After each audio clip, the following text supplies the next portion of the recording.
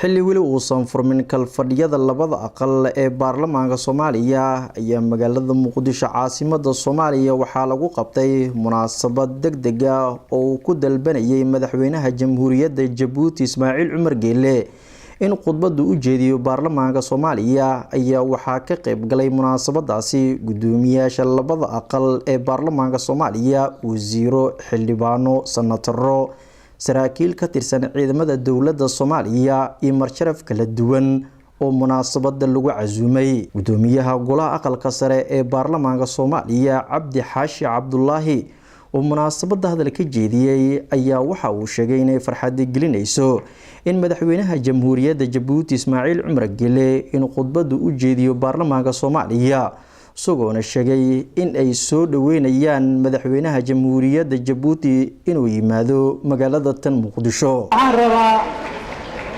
inaan hal eray idhaahdo oo salkeedu yahay soo dhaweyn aan ku soo dhaweynayo madaxweynaha Jamhuuriyadda Jabuuti oo aan rabno inuu maanta kulankan la ajligii aan u samaynay isagoo una furnayn baarlamaanka Soomaaliya aan wali furin inuu eray muhiima oo khudbadihiisii aynu naqaanay inuu noo jeediyo. sidoo kale munaasabada waxaa ka hadlay gudoomiyaha golaha shacabka Maxamed Mursal Sheekh Cabdiraxmaan waxa uu sheegay in shacabka Soomaaliyeed ay aad ugu faraxsan yihiin in Muqdisho ay ku soo dhaweeyaan madaxweynaha Jamhuuriyadda Jabuuti Ismaaciil Cumar Geele taasoo tusinaysa sidii xilligaani xiriir wanaagsan u dhaxeeyo dawladaha Soomaaliya iyo Jabuuti.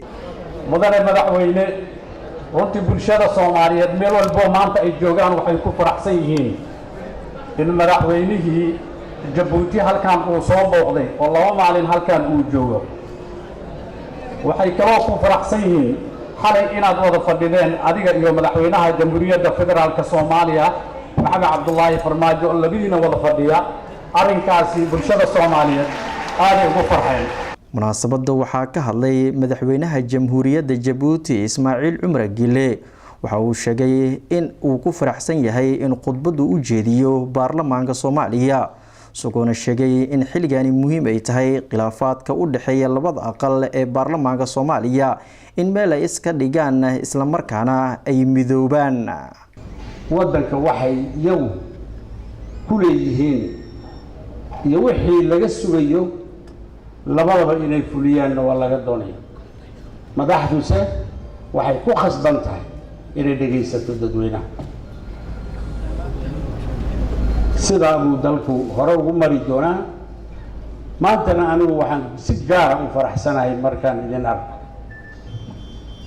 idin arko idinkoo isgarab fadhiya marka aan dalbaday inaan magaranaysaa ay labada golo la hadli karo in yani la ii fuliyo raqbadayda anna inaan waajibkayga fusho oon sheego waxa aan xambaarsanahay. guul baan nii rajaynayaa, horumar baan nii rajaynayaa.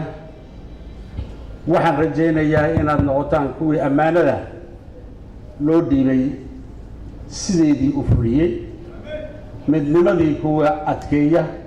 labada qolon xeer baa kala wada. dadkeennu wuxuu yidhaahdaa xeer waa seeto wey.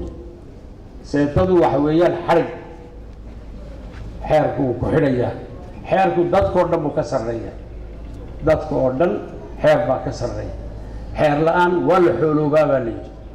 xoolaha la noqonayaa bani aadamba maaha. marka in xeerka labada golo ay ku midoobayaan nin walba wixii uu dastuurku u qoray yani hawlo iyo waajibaad intaba uu ka heli karo iyagii oo ixtiraamaya iyagoo isqadarinaya in ay hawsha qaranka ay u hayaan بكل إخلاص أي فليان. عبد الرحمن وابري، Somali News، حرد إسكول بلوزية مقدشو.